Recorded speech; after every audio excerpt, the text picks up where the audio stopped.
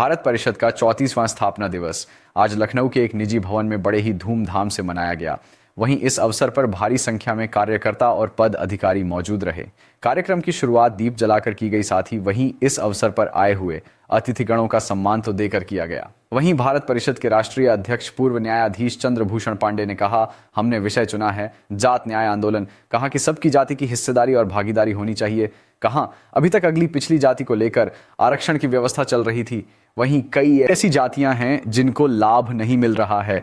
दलितों में 73 जातियां हैं जिसमें कुछ जातियों को लाभ नहीं मिल रहा है। वही हमारी मांग है कि अगली पिछड़ी जातियों को समाप्त किया जाए। जिस जाति की जितनी हिस्सेदारी है उनको उनके हिसाब से नौकरियां दी जाए। सभी जातियों के साथ न्याय होगा, ये हम मांग करते हैं। वही हमें आंदोलन करेंगे। जिन जातियों को न्याय नहीं मिला उनकी आवाज उठाएंगे। आइए देखते हैं हमारे संवाददाता की एक विशेष रिपोर्ट।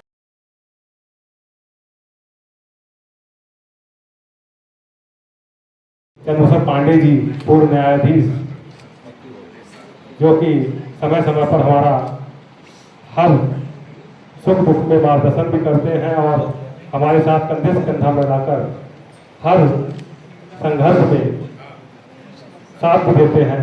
मैं माननीय श्री पांडे जी, जो कि राष्ट्रीय अध्यक्ष हैं हमारे, उनका भी मैं हार्दिक स्वागत व वंदन करता हूँ।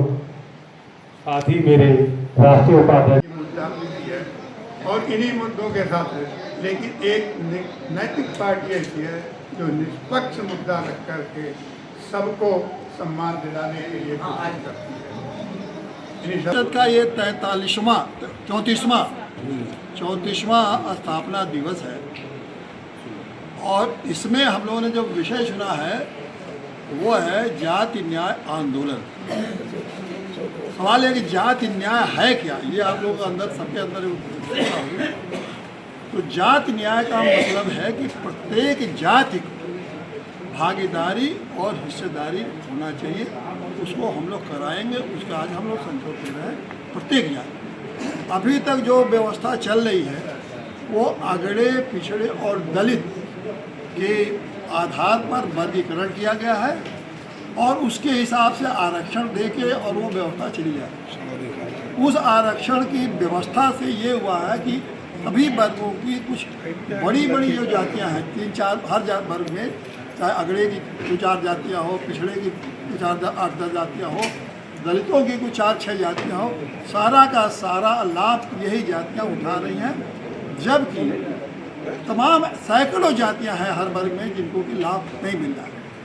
उदाहरण के लिए आपको बताऊं कि पिछड़े 79 जातियां हैं, जबकि उस पिछड़े 79 जातियों में से मुश्किल से 7-8 जातियों को लाभ ले रही हैं। सारा का सारा लाभ ले रही है, वही नौकरी में जा रही है, विधायक MLA MP, ग्राम सभा, पंचायत सभा, सब वही जा रही है। उसी तरह दलितों में भी 63 जातियाँ हैं, लेकिन 2-4-6 जातियाँ ही उसका लाभ उठा रही हैं। तो ये जो व्यवस्था है ये घोर अनैतिक व्यवस्था है, ये घोर दमनकारी व्यवस्था है, शोषणकारी व्यवस्था है और संविधान के खिलाफ बिल्कुल असंवैधानिक व्यवस्था है।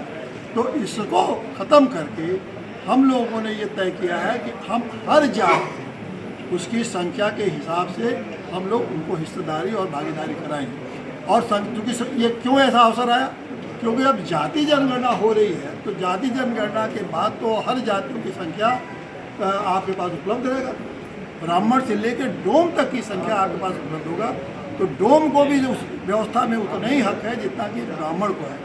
तो ब्राह्मण लोग तो हक आ रहे हैं, यादव तो सब ले रहे हैं, वर्मा ले रहे हैं, मौर्य ले रहे हैं, लेकिन डोम को कहाँ मिलेगा। उसी तरह तमाम मुस्लिम जातियाँ हैं, कंजर हैं, मुस्लिम जातियाँ, तमाम रंगरेज हैं और एक तमाम मुस्लिम जातियाँ जो कि पिछड़े जाति में हैं, उनको भी कुछ नहीं मिला। वो भी अपने जाति के नाम से जब जाति होगा तो उनको भी मिलेगा। तो हम लोग की मांग है कि ये अगड़े पिछड़े दलित का जो विभाजन है या वर्गीकरण है, जो खत्म किया जाए और सभी जातियों को उनके संख्या के आधार पर उनके लिए पद, नौकरी, विधानसभा में स्थान, गाँव सभा में स्थान, पद और नौकरी सब जो है उनको जात के संख्या पर आधार पर दिया जाए। जिसकी संख्या भारी, जो पुरानी नारा है, जिसकी संख्या जितनी भारी उसकी उतनी हिस्सेदारी। तो इससे क्या होगा कि सभी जातियों को हक और हिस्सा मिलेगा, सभी जातियों के साथ न्याय होगा और एक सबसे बड़ा सुखद बात होगा कि सब में भाईचारा होगा, सब में आपसी प्रेम होगा, राष्ट्र में एकता होगी और सभी सशक्त होंगे, सभी संपन्न होंगे और सबके सभी जातियों को सम्मान मिलेगा। तो इसलिए हम लोगों ने जाति न्याय, और यही जाति न्याय है कि सब किसी जाति को हम छोड़े नहीं, सबको सम्मान और दिलाएं। अब इसके लिए हम लोग करेंगे क्या? करने के लिए हम लोगों ने ये सोचा है कि प्रत्येक गांव में एक जाति न्याय समिति बनाएंगे, जिसमें हर जात के लोगों को शामिल करेंगे और हर उन लोगों को शामिल करेंगे जिनको अभी तक हक हिस्सा नहीं मिला, और गांव-गांव से लेके ये पूरे राष्ट्रव्यापी आंदोलन जाति न्याय के लिए शुरू करेंगे। इसीलिए इसे नाम दिया गया जाति न्याय आंदोलन। सर क्या लगता है कि जो है मतलब जी ये जो न्यायालय की बात आ रही है, जो सबकी बात आ रही है कि जो है जनगणना होगी, जनगणना शुरू हो गई है, उसका नोटिफिकेशन जारी हो गया है और ये बहुत जल्दी आने वाली है।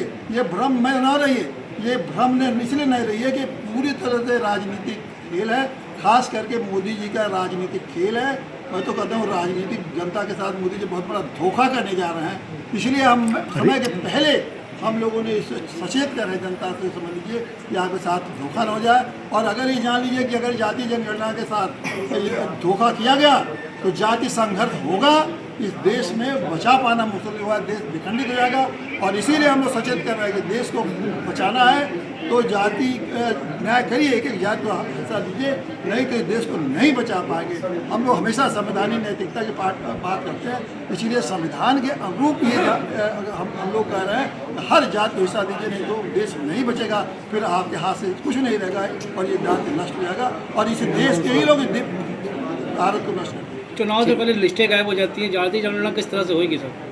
जाति जनगणना के लिए कमीशन बनेगा, बहुत हजारों लाखों लोग उसमें लगाए जाएंगे, ये चुनाव के थोड़ी होगा। ये आप भ्रम मत पाइए, ये पता नहीं, किसी को भ्रम नहीं होना चाहिए कि जाति जनगणना की हो, क्योंकि ये राजनीतिक मुद्दा है, ये समाज के लिए नहीं है। समाज के लिए राहुल गांधी भी तो बोला है राजनीतिक मुद्दा है, राजनीतिक लाभ उठाएंगे। और खास करके अब मैं कहना नहीं चाहता, फिर भी आपने सवाल उठा दिया, ये मोदी जी का तनहा मुद्दा है, वो जाति जनगणना के करा के 52% पिछड़ों को हिस्सेदारी करना चाहते हैं।